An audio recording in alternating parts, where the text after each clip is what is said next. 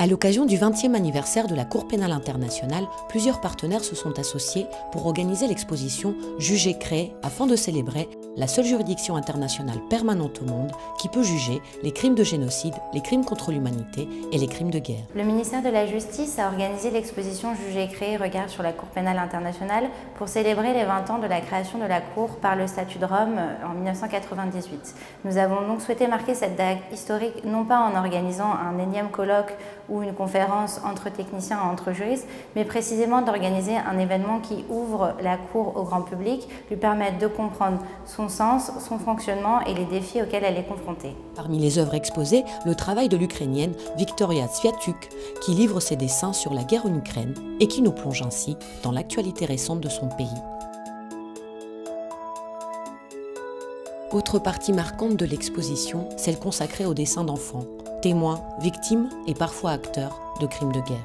Je suis Eran Girardot, la commissaire d'exposition de Déflagration, qui est un projet de recherche sur un siècle de violences de masse dessiné par les enfants qui ont été les témoins, les victimes et parfois les acteurs. Ici, nous présentons dans cette exposition un fragment, vraiment un petit fragment de ce projet, en ciblant des dessins venant de pays concernés par la Cour pénale internationale ou la justice pénale internationale. L'objectif est de donner toute la place à l'expérience enfantine au cœur de ces guerres et crimes de masse, de donner une place et une reconnaissance à leur expérience, à leur mémoire et à leur parole à part entière. Donc je propose aux artistes, aux intellectuels et aux écrivains de s'emparer d'un dessin et de lui répondre comme dans une continuité de ce geste démarré par l'enfant. Enki Bilal a rejoint le projet le premier jour où je l'ai rencontré avec toutes ces archives rassemblées et assez naturellement, il est devenu l'artiste parrain de ce projet. Il s'est emparé d'un dessin d'un enfant Tutsi, de l'après-génocide du Rwanda. Je pense qu'il a eu cette relation très immédiate avec ses dessins d'enfants. En plus des espaces plus classiques consacrés à la présentation de la cour, l'installation Muzungu permet de manipuler de vrais éléments de preuve et plonge ainsi le visiteur au cœur du procès, à la place du juge. Beaucoup de nos cours sont en relation avec la CPI, mais aussi avec les tribunaux pénaux internationaux et juridictions mixtes. En venant ici et en faisant l'exposition, j'ai pu me rendre compte que ça nous apportait vraiment un aspect plus pratique. Et puis la dernière partie qui nous a permis de toucher aux preuves, de les observer, d'essayer de réfléchir en groupe. Et heureusement qu'on a eu justement des gens qui ont pu nous expliquer le lien entre les preuves, comment s'effectuait la réflexion.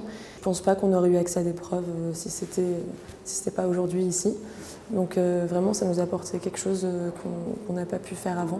À l'origine de ce projet, de nombreux partenaires, le ministère de l'Europe et des Affaires étrangères, le ministère de la Justice, l'Institut des hautes études sur la justice, l'École nationale de la magistrature, la Cité internationale des arts, la ville de Paris ou encore l'association Creating Rights, tous souhaitent que l'exposition perdure dans le temps et voyage. Le souhait du ministère de la Justice, c'est que cette exposition soit le point de départ et qu'elle voyage en France pour faire connaître au plus grand nombre la Cour et son apport dans la lutte contre l'impunité, qu'elle voyage au sein de juridictions, au sein de musées, mais aussi au sein d'ONG et d'organisations.